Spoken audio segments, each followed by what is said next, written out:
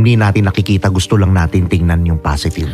Naturuan kasi tayo na ang palakpakan lang lagi yung magaganda.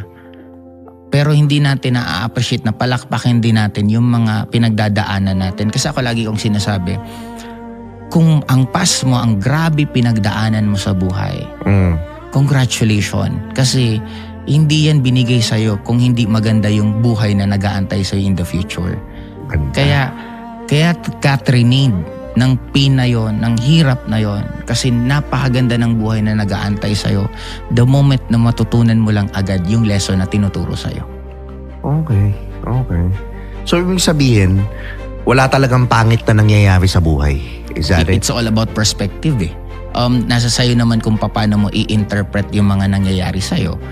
Yung mga taong nawala sa'yo, pwede kang masaktan kasi nawala sila, or pwede kang ma-excite kasi may mga kapalit sila na mas deserve mo ng bagong ikaw.